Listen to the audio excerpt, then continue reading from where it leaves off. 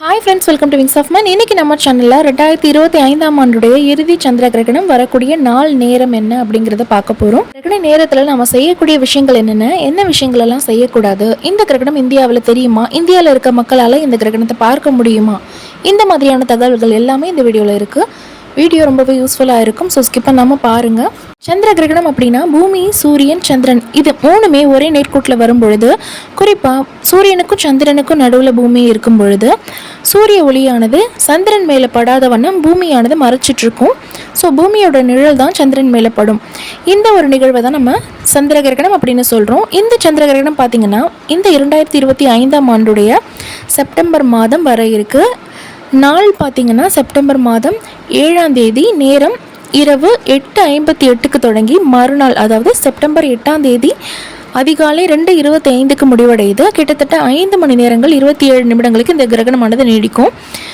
இந்த கிரகணம் தான் 2022க்கு அப்புறம் வரக்கூடிய மிக நீண்ட கிரகணம் அப்படின்னு சொல்லியிருக்காங்க. ஏன்னா 5 மணி நேரங்களுக்கு தொடர்ந்து இந்த கிரகணம் நீடிக்குது. 5 மணி நேரம் 27 நிமிடங்களுக்கு.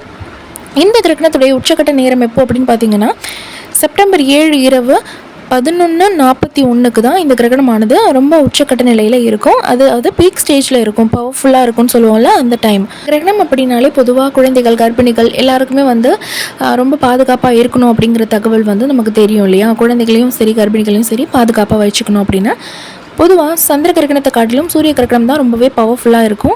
அதுக்கு தான் நம்ம ரொம்ப பயப்படணும். ஏன்னா அதோடைய கதிர்வீச்சோடைய தாக்கம் நம்மளை தாக்கிடக்கூடாது, முக்கியமாக குழந்தைகள் கர்ப்பிணிகளை தாக்கிடக்கூடாதுன்னு சொல்லிட்டு நிறைய ப்ரிகாஷன்ஸ்லாம் எடுப்போம். சந்திர கிரகணம் அந்த அளவு இல்லை அப்படின்னாலும் இந்த சந்திர கிரகணம் பார்த்திங்கன்னா செப்டம்பர் 7ஆம் தேதி வரக்கூடிய இந்த சந்திர கிரகணம் நம்மளுடைய இந்தியாவில் தெரியும். இந்தியாவுக்கும் இந்த கிரகணம் இருக்குது அப்படின்னு சொல்லியிருக்காங்க. இந்தியாவிலிருந்து நீங்கள் எங்கே இருந்தாலும் இந்த சந்திர கிரகணத்தை கிளியராக பார்க்க முடியும். குறிப்பாக சென்னை மக்களால் கிழக்கு வானத்தை பார்க்கும்போதே ரொம்ப தெளிவாக இந்த கிரகணத்தை பார்க்க முடியும். ஸோ நம்மளுக்குமே இந்த கிரகணம் இருக்குது அப்படிங்கும்போது நாம் ரொம்பவே கேர்ஃபுல்லாக இருக்கிறது நல்லது. கொஞ்சம் சேஃப்டி மெஷர்ஸ் தெரிஞ்சு வச்சுக்கணும், என்ன செய்யலாம் செய்யக்கூடாது அப்படின்னு. குறிப்பாக பார்த்திங்கன்னா நம்ம வீட்டுக்கு வெளியில் தேவையில்லாமல் அலையக்கூடாது. கர்ப்பிணிகள், குழந்தைகளாக இருக்கும் பட்சத்தில் இது ரொம்பவே கவனமாக இருக்கணும். முக்கியமாக உங்களுக்கு ஸ்கேன் பார்க்கணும், டாக்டர் போய் பார்க்கணும், கண்டிப்பாக நான் போய் ஆகணும் வெளியில்.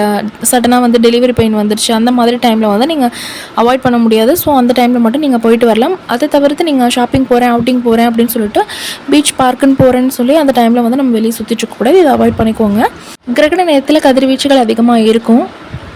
அதே போல் புவியீர்ப்பு சக்தியிலையும் பயங்கர டிஃப்ரென்ஸ் இருக்கும். தேவையில்லாமல் இந்த கதிர்வீச்சுகள் நம்மளை தாக்கிடக்கூடாதுன்னு ஒரு சேஃப்டிக்காக தான் வீட்டை விட்டு வெளியே போகக்கூடாதுன்னு சொல்லியிருக்காங்க. ஸோ தேவையில்லாமல் அலைய வேண்டாம். முக்கியமான காரணங்களாக இருந்தால் மட்டும் போங்க. நிறைய பேர் வீட்டுக்கு வெளியில் பாத்ரூம், டாய்லெட்டெல்லாம் கட்டி வச்சுருப்பாங்க. ஸோ வெளியே போகிறதுக்கு பயந்துட்டு யூரின் மோஷன் இதெல்லாம் ஹோல்ட் பண்ணக்கூடாது. முக்கியமாக ப்ரெக்னென்சியில் இருக்கும்போது இதெல்லாம் நீங்கள் பண்ணவே கூடாது. ஏன்னா இந்த மாதிரி நம்ம யூரின் மோஷன்லாம் ஹோல்ட் பண்ணோம் அப்படின்னா யூரினரி ட்ராக்ட் இன்ஃபெக்ஷன் வரும். இது கண்டிப்பாக நம்மளை மட்டும் இல்லை, நம்ம வயிற்றில் இருக்கக்கூடிய குழந்தையும் பாதிக்கும். வீட்டுக்கு வெளிப்புறத்தில் டாய்லெட்டு, பாத்ரூம் எல்லாம் கட்டி வச்சுருந்தாலும் போயிட்டு நீங்கள் யூஸ் பண்ணிட்டு வரலாம், எந்த பிரச்சனையும் இல்லை. உங்களுக்கு ரொம்ப பயமாக இருந்துச்சுன்னா மட்டும் ஒரு ஷாலோ ஏதாவது கிளாத் வச்சு உங்களை கவர் பண்ணிவிட்டு நீங்கள் போயிட்டு வரலாம். உணவு முறையை பொறுத்த வரைக்கும் நம்ம ரொம்ப லைட்டான ஃபுட்டை தான் எடுத்துக்கணும். இட்லி, இடியாப்பம் இந்த மாதிரி. டின்னர் டைமில் அதாவது கிட்டத்தட்ட 8:58னா 9 மணிக்கு இந்த கிரகணம் தொடங்குதுன்னு வச்சுக்கோங்களேன். 8:08க்கெலாம் உங்களோட டின்னரை கம்ப்ளீட் பண்ணிக்கோங்க. சாப்பிடக்கூடிய உணவு லைட்டாக இருக்கணும். டீப் ஃப்ரைடாக, நான்வெஜ் ஐட்டம், ரொம்ப ஆயில் ஐட்டம் இதெல்லாம் சாப்பிடக்கூடாது. உங்களுக்கு ஒத்துக்காத உணவையும் அந்த நேரத்தில் சாப்பிட வேண்டாம். வயிறு உப்புசம், வாமிட் இந்த மாதிரிலாம் வரும். நிறைய பேர் கிரகண நேரத்தில் சாப்பிட்டதுனால தான் நான் வாமிட்டிங் சென்சேஷனில் இருக்குது, வாமிட் அதிகமாக எடுத்தேன் அப்படின்லாம் சொல்லுவாங்க. அது ஏன் அப்படின்னா அந்த டைமில் நமக்கு டைஜஷன் ரொம்பவே ஸ்லோவாக இருக்கும். இதனால தான் அந்த டைமில் தேவையில்லாமல் நமக்கு ஒத்துக்காத உணவுகள் எடுத்துக்கக்கூடாது. நான்வெஜ் ஐட்டம், ரொம்ப டீப் ஃப்ரை பண்ண ஐட்டம்லாம் எடுக்கவே கூடாதுன்னு சொல்கிறோம். அதே போல் நீங்கள் கடையில் வாங்கி சாப்பிட வேண்டாம். வீட்டில் சமைச்ச உணவு மட்டும் சாப்பிடுங்க. கொஞ்சம் அந்த டைமுக்கு முன்னாடியே சாப்பிட்ருங்க. அதுக்கப்புறம் உங்களுக்கு ஏதாவது சாப்பிட்ணும், ஃப்ரூட்ஸு சாப்பிட்ணும், பால் காய்ச்சி வச்சுக்கோங்க. ஃப்ரூட்ஸ் சாப்பிட்ணுன்னா முன்னாடியே கட் பண்ணி வச்சுக்கோங்க. ஏன்னா கிரகண நேரத்தில் நம்ம ஷார்ப்பான பொருட்கள்லாம் யூஸ் பண்ணக்கூடாதுன்னு சொல்லுவோம். ஊசி நூல் கோக்கிறது, தையல் தைக்கிறது, அதே போல் கத்திரிக்கோள் யூஸ் பண்ணுறது, அருவாள் மனை, கத்தி, இது போல் ஷார்ப்பான பொருட்கள் யூஸ் பண்ணுறதெல்லாம் அவாய்ட் பண்ணிக்கோங்க. எதனால் சொல்கிறோன்னா இதுக்கு ஒரு ரீசன் இருக்குது. புவியீர்ப்பு சக்தியில் பயங்கர டிஃப்ரென்ஸ் இருக்கும் கிரகண நேரத்தில். அதனால் தெரியாதனமாக நம்ம கை கட் பண்ணிக்கிறதுக்கு வாய்ப்பு இருக்குது. அப்படிங்கிறதுனால தான் அந்த டைமில் நம்ம யூஸ் பண்ணக்கூடாது அப்படின்னு சொல்கிறோம். மற்றபடி வேறு எந்த பிரச்சனையும் இல்லை. உங்களுக்கு வந்து ரொம்ப கேர்ஃபுல்லாக நீங்கள் ஹேண்டில் பண்ணுங்கள். வேறு யாரும் சமைச்சு கொடுக்கறதுக்கு ஹெல்ப் இல்லை, நம்ம தான் செஞ்சாகணும் அப்படிங்கிற பட்சத்தில் நீங்கள் யூஸ் பண்ணுறீங்க அப்படின்னா ரொம்ப ரொம்ப கேர்ஃபுல்லாக பார்த்துக்கோங்க. ஸோ உங்களுக்கு கிரகண நேரத்தில் ஏதாவது ஃப்ரூட்ஸு வெஜ்ஜு சாலட்லாம் சாப்பிட்ணுன்னா முன்னாடியே வந்து அதை ரெடி பண்ணி வச்சுக்கோங்க. கிரகண நேரத்தில் பசிச்சது அப்படின்னா தாராளமாக சாப்பிடலாம், எந்த பிரச்சனையும் இல்லை. இது சாப்பிட்றதுக்காக தான் முன்னாடியே வந்து நம்ம வெஜிடபிள்ஸ் ஃப்ரூட்ஸ் எதாக இருந்தாலும் கட் பண்ணி வச்சுக்கோங்க அப்படின்னு சொல்கிறேன். அதே போல் பாலும் வந்து காய்ச்சி வச்சுக்கிட்டிங்க அப்படின்னா அந்த டைமில் உங்களுக்கு யூஸ்ஃபுல்லாக இருக்கும். கிரகண நேரத்தில் சாப்பிட்லாமா அப்படிங்கிறது நிறைய பேருக்கு டவுட் இருக்குது. தாராளமாக சாப்பிட்லாம், எந்த பிரச்சனையும் இல்லை. நான் சொன்ன மாதிரி லைட்டான ஃபுட்டாக எடுத்துக்கோங்க. உங்களுக்கு ஒத்துக்காத ஃபுட்டாக அந்த டைமில் சாப்பிட வேண்டாம். டைஜஷன் ஸ்லோவாக இருக்கும், அவ்வளோதான். மற்றபடி எந்த பிரச்சனையும் இல்லை, நீங்கள் சாப்பிட்லாம். ஸோ தண்ணி குடிக்கிறத பொறுத்த வரைக்கும் நிறைய தண்ணி குடிக்கலாம், எந்த பிரச்சனையும் இல்லை. மொபைல் லேப்டாப் இதெல்லாம் யூஸ் பண்ணலாமா அப்படின்னு நிறைய பேர் கேட்குறீங்க. லேப்டாப் யூஸ் பண்ணலாம், மொபைலும் யூஸ் பண்ணலாம், எந்த பிரச்சனையும் இல்லை. மொபைலை பொறுத்த வரைக்கும் ப்ரெக்னென்சியில் இருக்கவங்க வந்து லிமிட்டடாக யூஸ் பண்ணணும் அப்படிங்கிறது நமக்கு தெரியும். ஸோ கால்ஸ் வந்தால் மட்டும் அட்டன் பண்ணுங்கள். மற்றபடி வந்து ரொம்ப அது போட்டு ஸ்க்ரோல் பண்ணிகிட்டே இருக்காதிங்க.